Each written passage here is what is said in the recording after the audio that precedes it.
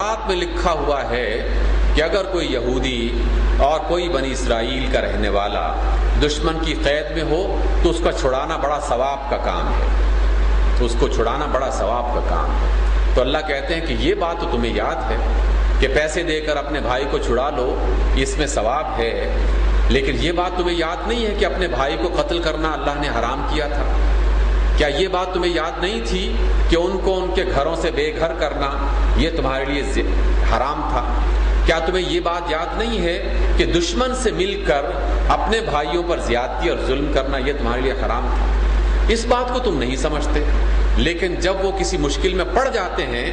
تو پھر تم اپنے متقی ہونے کا، اپنی ہمدردی کا اور اپنی محبت کا اظہار کرنے کے لیے وہاں پہ کیمپ لگا دیتے ہو، ان کا علاج کرنا شروع کر دیتے ہو۔ اگر میں اس آیت کو موجودہ تناظر میں آپ کے سامنے پیش کروں تو وہ لوگ کیا کرتے تھے؟ اپنے قیدی بھائیوں کو چھڑانے کے لیے کچھ فدیہ دے کر ان کو آزاد کروا لیتے تھے، اور ہم کیا کرتے ہیں کہ پہلے اپنے بھائیوں کو قتل کرتے ہیں، پہلے اپنے بھائیوں کو بستیوں سے نکالتے ہیں، گھروں سے بے گھر کرتے ہیں، اور جب وہ ایک بڑی مصیبت میں مبتلا ہو جاتے ہیں تو پھر خیرات کی درخواستیں شروع ہو جاتی ہیں کہ جناب انصار بن جاؤ، بھائیوں کی مدد کرو، کیمپ لگا لو، دوائیں دینا شروع کر دو، وہ قسم پرسی کے عالم میں ہیں، ان کے کھانے کا بندوبست کرو، سایہ نہیں ہے ان کے پاس، ان کے لیے خیموں کا بندوبست کرو۔ اللہ تعالی ہم سے بھی بنی اسرائیل کے حوالے سے یہ بات کہہ رہا ہے کہ تم عجیب لوگ ہو کہ جس کام سے میں نے منع کیا تھا اس کام کو تم کر رہے ہو، لیکن ان میں سے کسی ایک کام کو تم اختیار کر لیتے ہو تاکہ تقویٰ بھی برقرار رہے، مسلمانیت بھی باقی رہے،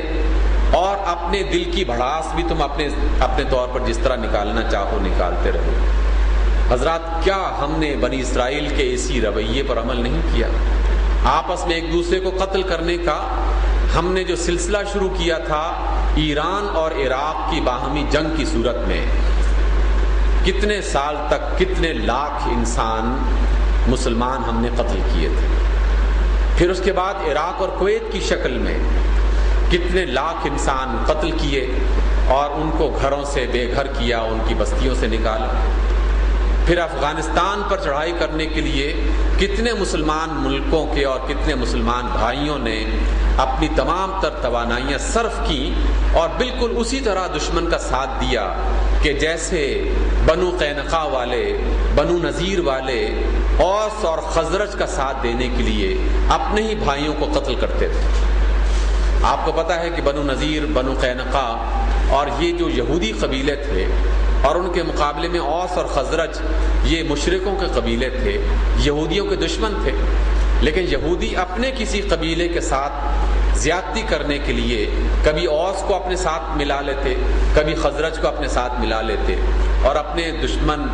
اپنے بھائی دشمن جن کو دشمن بنا لیا ہوتا تھا، اپنے بھائی قبیلے پر چڑھائی کرتے، ان کو قتل کرتے، ان کو بستیوں سے نکالتے، کبھی اوس کی مدد سے، کبھی خزرج کی مدد سے، اور جب اوس اور خزرج والے ان کو قید کر لیتے تو پھر اپنے بھائیوں کو وہاں سے آزاد کروانے کا رجحان شروع ہو جاتا۔ تو اللہ تعالیٰ یہ فرماتے ہیں افتؤمنون ببعض الکتاب وتکفرون ببعض، کیا تم تورات کے ایک حصے پر تو ایمان لاتے ہو اور ایک حصے کا انکار کر دیتے ہو؟ ہمیں بھی یہی بات بتائی جا رہی ہے کہ کیا تم قرآن کے ایک حصے پر تو ایمان لاتے ہو اور قرآن کی کچھ باتوں سے تم انکار کر دیتے ہو؟ جہاں خیرات اور صدقات کی بات آتی ہے تو تم انصار کی ذکر کرنا شروع کر دیتے ہو، لیکن جہاں یہ بات آتی ہے کہ تم آپس میں ایک دوسرے کے ساتھ مل کر محبت اور آشتی سے رہو، ایک دوسرے کی زیادتیوں کو نظر انداز کر دو، وہاں پر تم اللہ کی بات ماننے سے انکار کر دیتے ہو۔ اللہ فرماتے ہیں فَمَا جَزَاءُ مَن يَفْعَلُ ذَلِكَ مِنكُمْ، بتاؤ تم میں سے جو بھی ایسا کرے گا اس کا انجام کیا ہونا چاہیے؟ کیا اس کا انجام اس کے سوا کچھ اور ہو سکتا ہے؟ الا خزی فی الحیات الدنیا، کہ دنیا کی زندگی میں انہیں رسوا کر دیا جائے، کیا اس کے سوا کوئی اور انجام ہو سکتا ہے؟ گویا کہ یہ آخرت کی بات نہیں کی جا رہی، دنیا کی زندگی میں ایسے لوگوں کو جو اپنے بھائیوں کو قتل کریں، اپنے بھائیوں کو بستیوں سے نکال دیں، ان کے گھروں سے بے گھر کر دیں، ان کا انجام کیا ہوگا کہ ان کے لیے دنیا کی زندگی میں ذلت لکھ دی جائے گی۔ اور اس وقت عالم اسلام اگر دنیا کی نظر سے دیکھا جائے تو عالم اسلام اس وقت عزت والا عالم نہیں ہے، عزت کی دنیا نہیں ہے، عزت والی امت اور عزت والی قوم نہیں ہے، بلکہ ذلت والی قوم ہے۔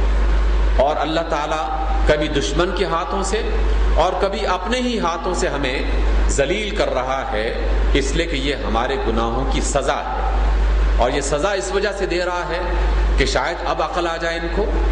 شاید اب یہ سدھر جائیں اور اب اپنے آپ کو صحیح راستے پر لے آئیں اور جو غلطیاں وہ کر رہے ہیں اس سے باز آ جائیں۔ اس لیے فرمایا کہ فما جزاء من يفعل ذلك منكم الا خزي في الحیاۃ الدنیا، کہ یہ جو کام کرتے ہیں ان کا انجام سوائے اس کے کہ دنیا کی زندگی میں ذلت ہو۔ وَيَوْمَ الْقِيَامَةِ يُرَدُّونَ إِلَىٰ أَشَدِّ الْعَذَابِ، اور قیامت کے روز ایک سخت ترین عذاب کی طرف انہیں لوٹا دیا جائے گا۔ اس کے سوا اور کیا سزا ہو سکتی ہے؟